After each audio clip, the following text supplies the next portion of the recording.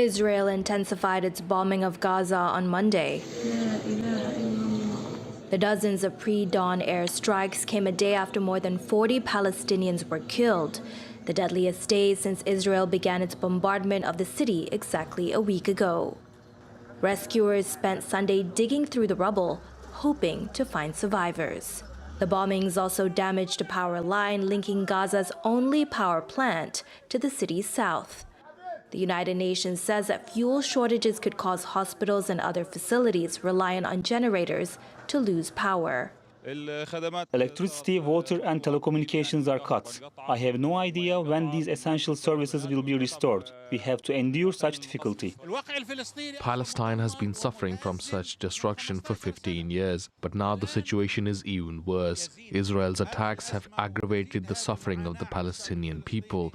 This is literally a human tragedy.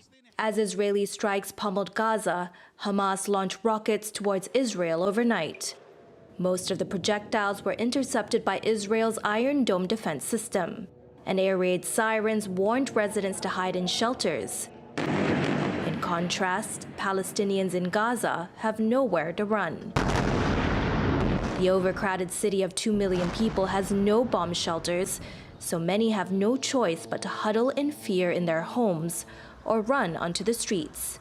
The Israeli government says Hamas has misjudged the strength of Israel, warning that its army will continue to act with unprecedented force. The Netanyahu government's insistence in continuing the destruction and killing of a large number of civilians, including women and children and the elderly, and the destruction of infrastructure and towers are all war crimes against the Palestinian people and crimes against humanity. Israeli Prime Minister Benjamin Netanyahu says Israel's attacks will continue at full force, even as the UN warns that the region is heading towards an uncontainable security and humanitarian crisis. Natasha Hussain, TRT World.